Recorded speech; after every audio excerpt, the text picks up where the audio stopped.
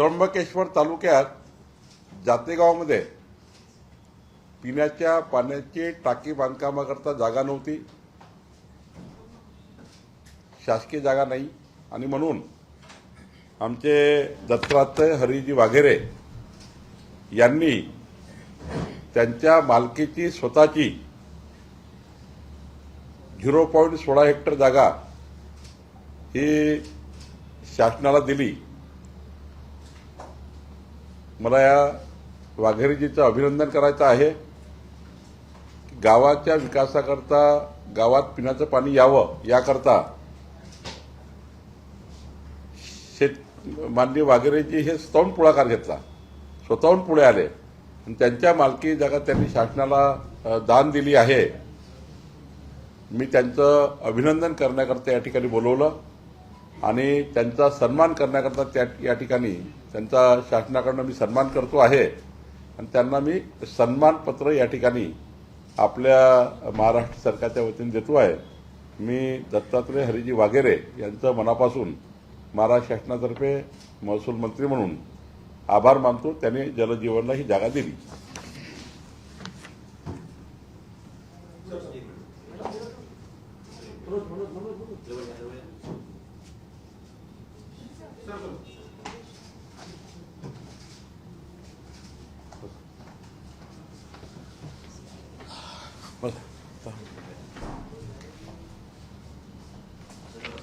बसा. सर, दुसरा एक प्रश्न असा आहे की ज्या पद्धतीनं महाराष्ट्रामध्ये शेतकऱ्यांचं मोठ्या प्रमाणात नुकसान झालं होतं, जी नुकसान भरपाई केंद्राकडून मिळणं गरजेची होती ती मिळाली नाही, त्याचा कुठलाही प्रस्ताव आला नाही, अशी एक माहिती समोर आली होती. नेमकी सत्यता यामध्ये काय आहे? केंद्रीय कृषी मंत्र्यांनी कालच लेखी उत्तरामध्ये असं म्हटलेलं आहे की आपल्याला प्रस्ताव आला नाही आणि दत्ताबाबा भरणे यांनी थोड्याच वेळापूर्वी बाईट दिली आहे की आम्ही 29,000चा प्रस्ताव पाठवले. नेमकं खरं काय? महसूल वन विभागाने याआधीच केंद्राकडे प्रस्ताव पाठवला. आमच्या प्रस्तावावर केंद्राची टीम राज्यामध्ये आली, केंद्रीय पथक राज्यामध्ये आलं. मला वाटतं लोकसभेचं जे प्रिंट तयार होतं पुस्तकाचं 1.5 महिन्यापूर्वी बहुतेक ते प्रिंटिंग असतं. जसं आम्ही विधानसभेत प्रश्न उत्तर देतो लेखी, ते साधारण 1 ते 1.25 महिन्यापूर्वी छापले जातात. मला असं वाटतं ते छापीव उत्तर आहे, पण आमचा शेतकऱ्याला नुकसान भरपाई केंद्र सरकारकडून मिळावी हा पहिला प्रस्ताव आणि पायाभूत सुविधाचा दुसरा प्रस्ताव. 2 प्रस्ताव वेगवेगळे असतात. आधी तर शेतकऱ्यांना नुकसान भरपाई देण्याचा प्रस्ताव गेलाच आहे आणि केंद्राची पाहणी झाल्यामुळे आता त्याला अंतिम रूप येणार आहे. आता दुसरा प्रस्ताव पायाभूत सुविधाचा आहे, तो या ठिकाणी शासनाकडून जाणार आहे. मला वाटतं दोन्ही प्रस्तावाच्या माध्यमातून केंद्र सरकार आम्हाला संपूर्ण मदत करेल. 25 नोव्हेंबरपर्यंतची अपडेटेड उत्तरं त्यामध्ये आहेत. 25 नोव्हेंबरपर्यंत अपडेट सांगतात की जे काही नुकसान आहे शेळीपालनाचं असेल किंवा शेतकऱ्यांचं असेल ते 25/11 पर्यंत अपडेटेड असताना म्हणतात. नाही, मी आपल्याला जाणीवपूर्वक सांगेल की केंद्राला प्रस्ताव गेला, केंद्राची टीम आली, तर तेव्हाची स्थिती आपण छापतो. कोणत्या तारखेला आपण प्रस्ताव पाठवला, किती कोटींचा पाठवला, त्याची काही माहिती जेणेकरून ते मॅच होऊ शकते. नोव्हेंबर महिन्यातच त्या ठिकाणी प्रस्ताव गेला साधारण या संपूर्ण शेतकऱ्याच्या नुकसान भरपाईचा. आणि आता पायाभूत सुविधाचा दुसरा प्रस्ताव, 2 प्रस्ताव गेले आणि मला असं वाटतं की पूर्ण डिटेल प्रस्ताव केंद्राला गेला. केंद्राने ते या ठिकाणी केंद्रीय पथक पाठवलं आणि अंतिम एनडीआरएफच्या नियमाप्रमाणे केंद्र आम्हाला मदत करेल आणि मला वाटते त्यांची कारवाई अंतिम टप्प्यात आहे. लवकरच बैठकही होणार आहे केंद्रामध्ये आणि त्या बैठकीत या प्रस्तावाला अंतिम मान्यता मिळेल. सर, 2 पत्रही या संदर्भातले समोर येतात. एक 27 नोव्हेंबरचा आहे, एक 1 डिसेंबरचा आहे. अशी 2 स्मरणपत्र केंद्राला पाठवलेली होती. तरी अशा प्रकारचं छापील उत्तर कशामुळे देण्यात आलं असं वाटतं? आता छापीव उत्तर केव्हा छापलं हे तर संसदेच्या तिथल्या कारवाईला माहीत आहे किंवा त्या विभागाला माहीत.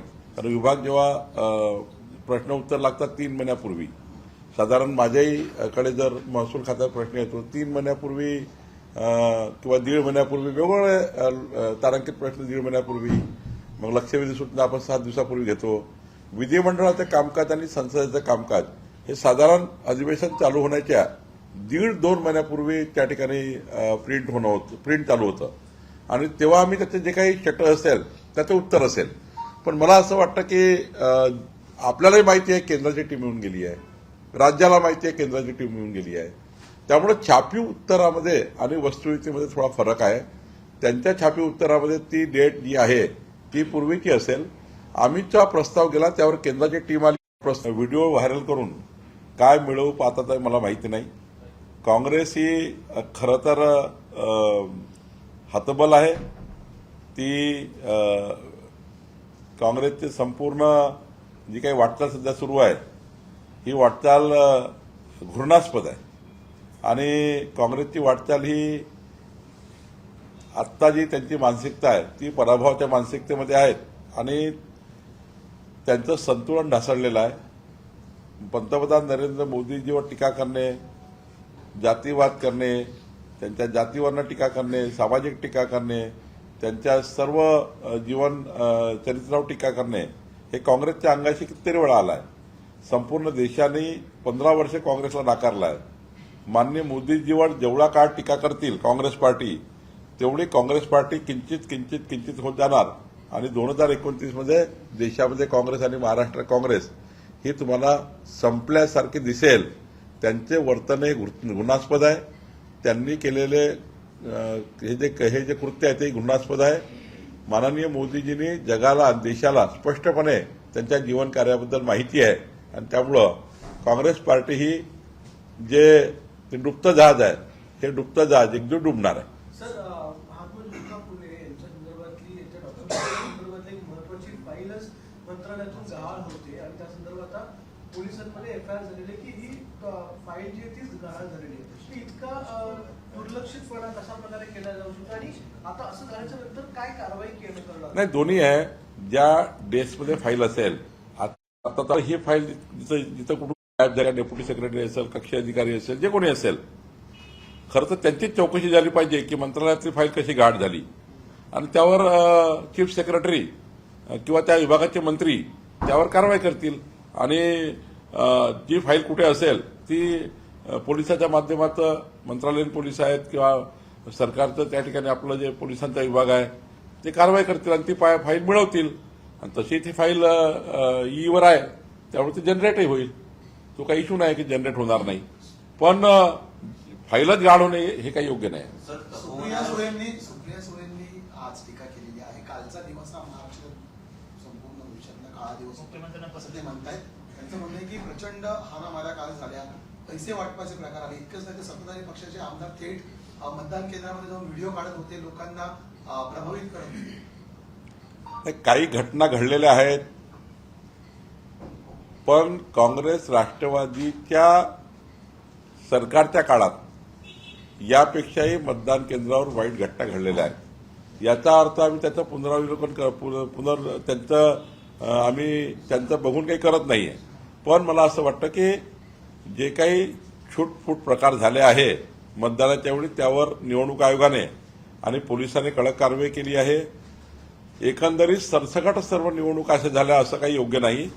काही ठिकाणी ज्या ठिकाणी झाला त्या ठिकाणी पोलीस आणि आमचं राज्य निवडणूक आयोग योग्य कारवाई करेल. पण ज्या ठिकाणी स्ट्रॉंग रूम ठेवल्या, ज्या पेट्या ठेवल्या स्ट्रॉंग रूम मध्ये त्या ठिकाणी राजकीय पक्षांच्या कार्यकर्त्यांना सुद्धा पहारा देण्याचा अधिकार जो आहे तो निवडणूक आयोगाने दिला. त्यामुळे अजून संघर्ष जो आहे तो त्या ठिकाणी वाढण्याची चिंता आहे. नाही, असं आहे की पारदर्शक पद्धतीने उद्या कोणी हे म्हणू नये की ईव्हीएम मध्ये कोणी घुसलं होतं, स्ट्रॉंग रूम मध्ये कोणी घुसलं, मग बीजेपी घुसली, शिवसेना गेली, असं जे आरोप प्रत्यारोप होतात. त्यामुळं राज्य निवडणूक आयोगाने काही त्या ठिकाणी एक पाऊल उचललं असेल तर मला वाटतं की पारदर्शकतेच्या निवडणूक पद्धतीच्या उद्याच्या कुठल्याही काउंटिंगच्या उद्याचे मतचोरी, ईव्हीएम बंद पाडली, मग ते ईव्हीएम खराब झाली, मग ते मतदान चोरी झालं, हे जे आरोप प्रत्यारोप आपल्या विरोधी पार्टी नेहमी करतायत आणि जाणीवपूर्वक सरकारचा त्या ठिकाणी संबंध आणतायत आणि सत्ताधारी पक्षाचं नाव खराब करतायत.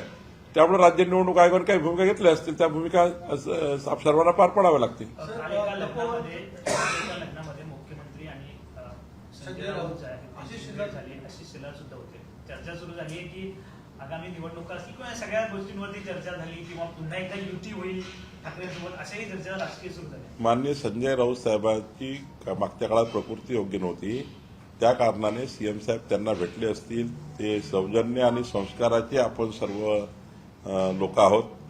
हे सौजन्य आणि संस्काराची त्या ठिकाणी भूमिका आहे. आणि तब्येत खराब असेल, तब्येत खराब असताना गेलं असेल, चर्चा केली असेल, तब्येतची विचारपूस केली असेल, यावर इतकं मोठं राजकारण करायची काही गरज नाही. मीडियालाही माझी विनंती आहे की अशा भेटी या व्यक्तिगत असतात, त्या औषधीच्या आपल्या आरोग्याच्या दृष्टीनं असतात किंवा विचारपूस करण्यासाठी असतात तब्येतीची. यावर एवढा घोळ घालणे आणि राजकारण करायचा काही प्रश्न येत नाही आणि कोणी याची चर्चाही करणं योग्य नाही आहे.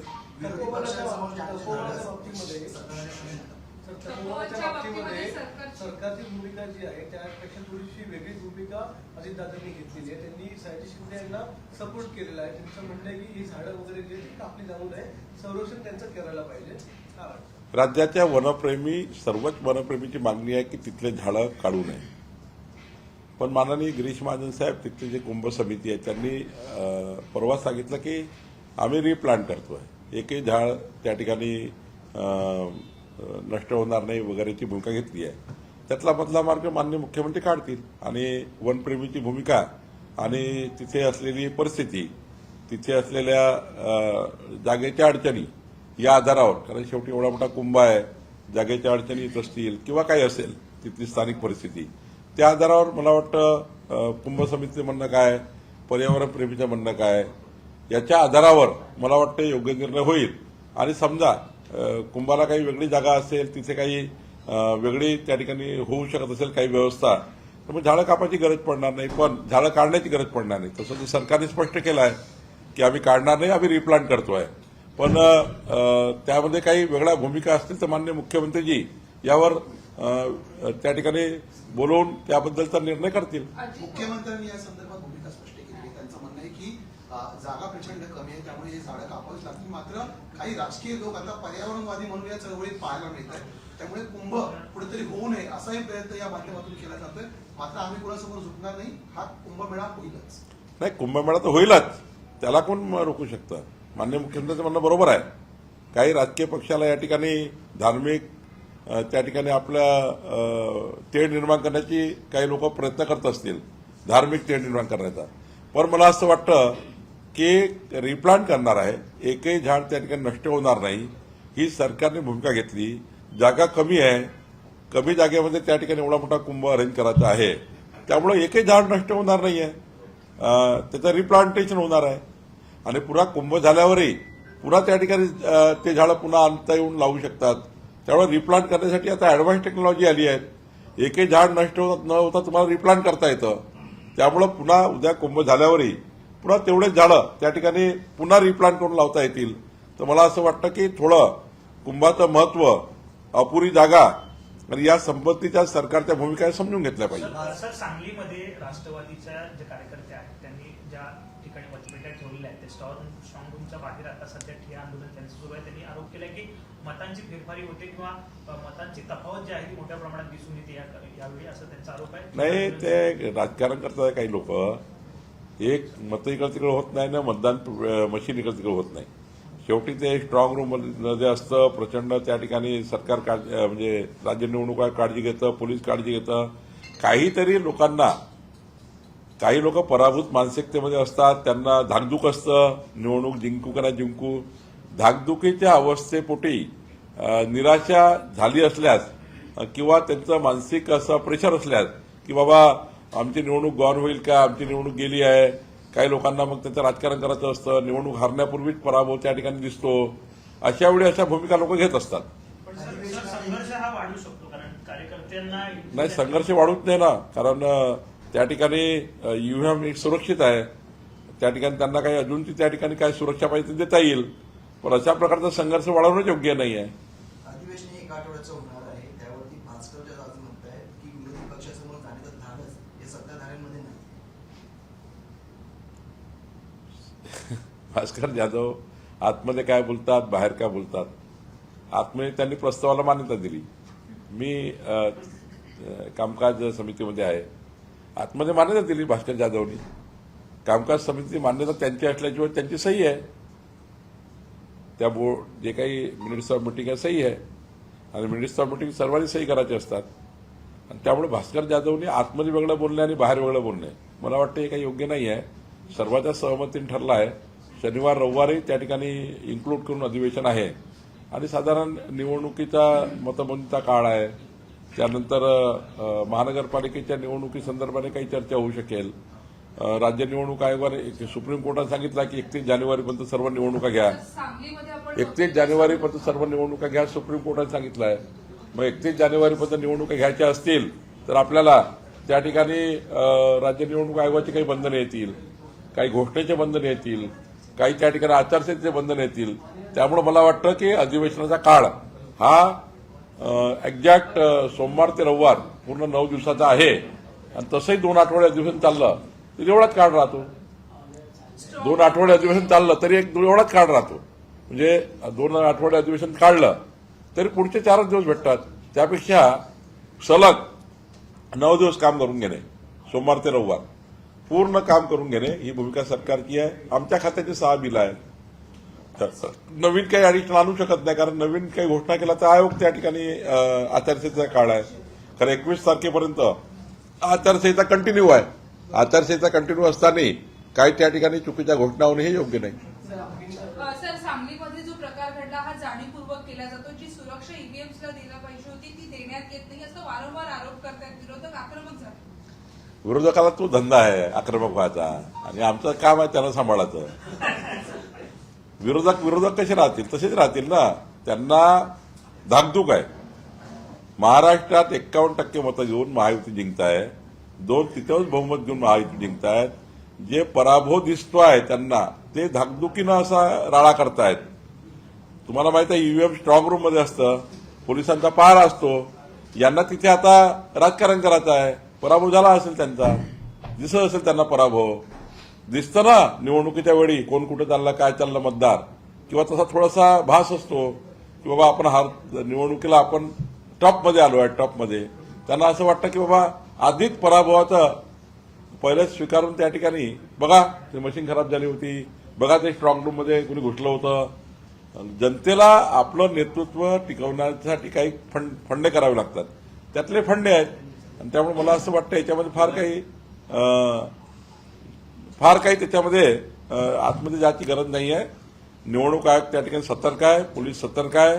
कोणीही हात लावू शकत नाही, कधी कोणी छेडछाड करू शकत नाही. निवडणूक आयोगाचं पूर्ण लक्ष असतं. तुम्हाला जबाबदारी दिली आहे ना सर्व पक्षाला त्या ठिकाणी लक्ष ठेवण्याची. लक्ष ठेवा, दुर्बीण लावून ठेवा आणि पहा तुम्ही पुढे निकालाची वाट बघा. सर, पीएमओ आणि राजभवनाचं नाव आता बदलण्यात आलेलं आहे आणि लोकांमधलं आणि शासनामध्ये दुवा म्हणून राजभवन काम करायचं राज्यपालांनी काल सांगितलं. मात्र उद्धव ठाकरे तुमच्यावर टीका करतात. त्यांचं म्हणणं आहे की आता आपल्याच लोकांवरचा, भाजपमधील लोकांचा विश्वास उडत चाललेला आहे मंत्र्यांवरचा आणि म्हणून अशा प्रकारे नावांमध्ये बदल केला जातो. नाही, मला आता यामध्ये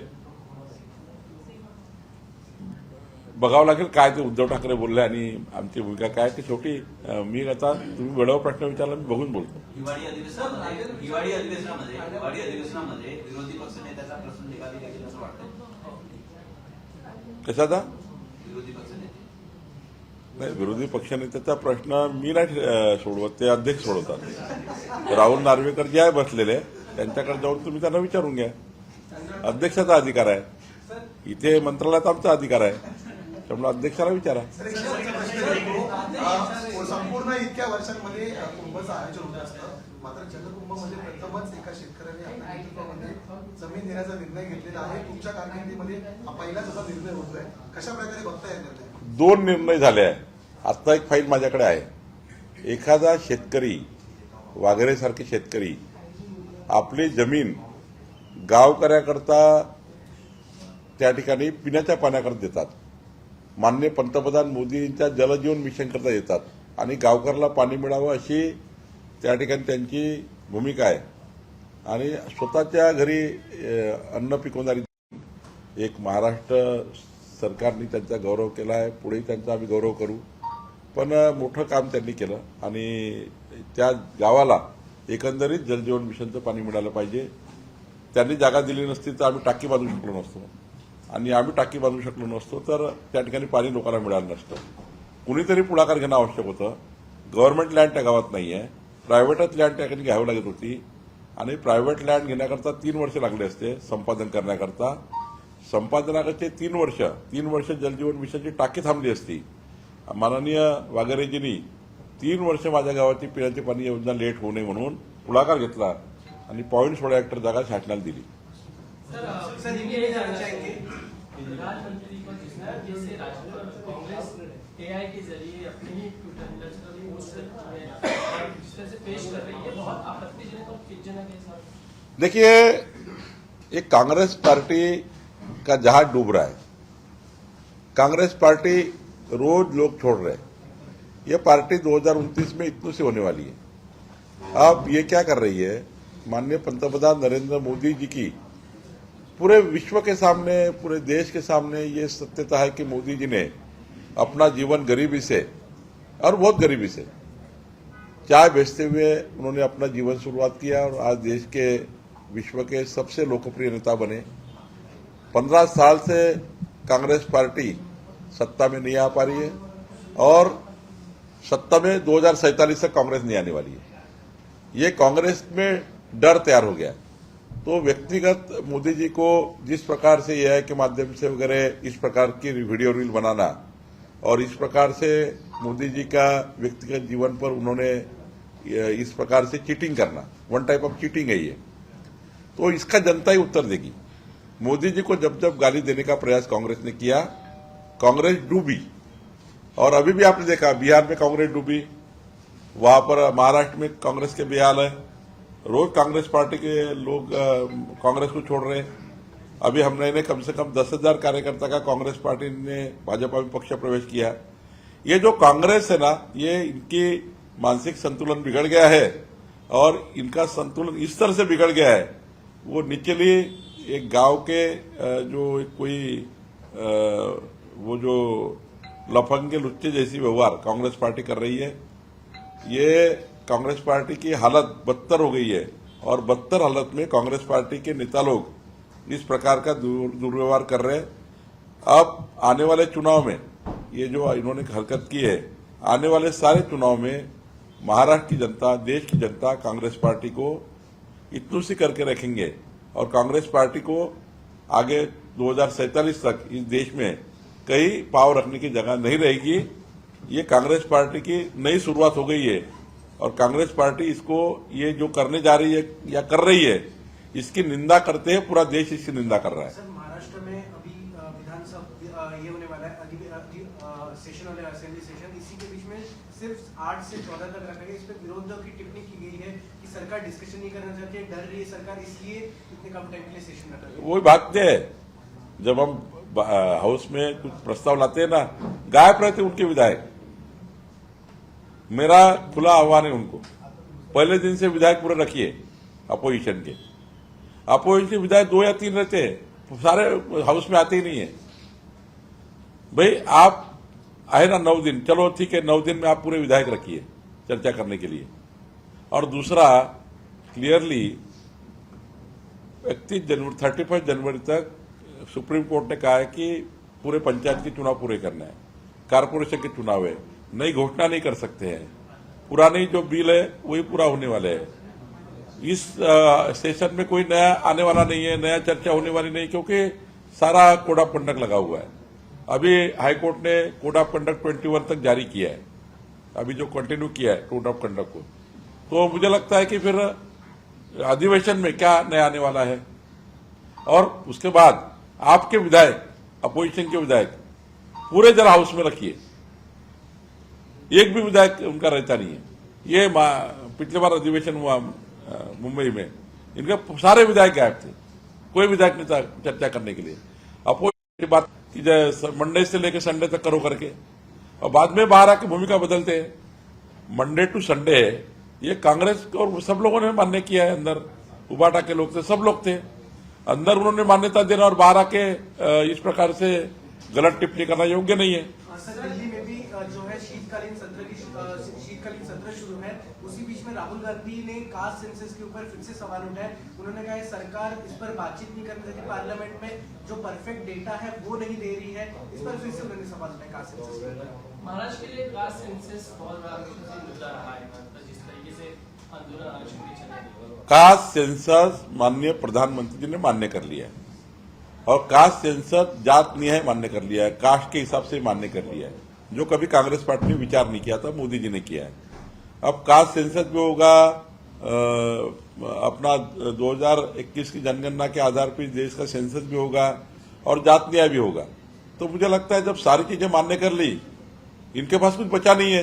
इन्होंने तो सिर्फ घोषणा की थी कास्ट न्याय हम लोग करेंगे, कास्ट के हिसाब से हम सर्वेक्षण करेंगे, जनगणना करेंगे, इन्होंने कभी किया नहीं। मोदी जी ने इसको मान्य करके आगे जा रहे हैं। मुझे लगता है अपोजिशन केवल राजनीति के कारण ऐसी चर्चा और ऐसी बातें कर रहा है। सर दूसरा ये कि जिस तरीके से राजनाथ सिंह ने मुद्दा उठा बाबरी मस्जिद का, कि उस पर नेहरू जी बाबरी मस्जिद पर्दे के बनाना चाहते थे, पुनर्जीवन करना चाहते थे, जबकि पटेल ने उसको कहा था कि आप इस तरीके से फंड जो है बाबरी मस्जिद की जिम्मेदारी के लिए आया, उसमें भी एक कंट्रोवर्सी नजर आ रही है।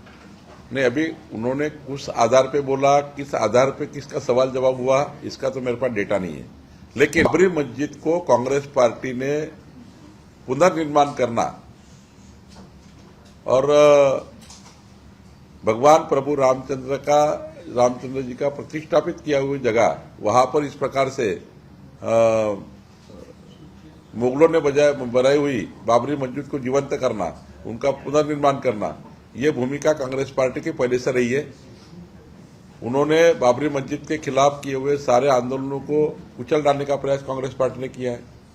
कांग्रेस पार्टी हमेशा बाबरी मस्जिद वहां रहे और बाबरी मस्जिद अच्छी बने, वहां ताजमहल जैसी बने, ऐसा प्रयास कांग्रेस पार्टी का हमेशा रहा है। लेकिन माननीय पंतप्रधान नरेंद्र मोदी जी ने जिस प्रकार से सुप्रीम कोर्ट का निर्णय आया, उसके बाद जिस प्रकार से भव्य रामलला का मंदिर वहां बना है, ये हमारी देश की विरासत और हमारी आज पूरे विश्व में इस विरासत को, इस हमारे भगवान प्रभु रामचंद्र जी रामलला को जिस प्रकार से हमें वहां प्रतिष्ठापित होते देखा हुआ है, 500 साल बाद हमारी पीढ़ी को भगवान प्रभु रामचंद्र जी का मंदिर वहां प्रतिष्ठापित हुआ है, ये हमारे लिए गर्व की बात है, देश के लिए, विश्व के लिए गौरव की बात है।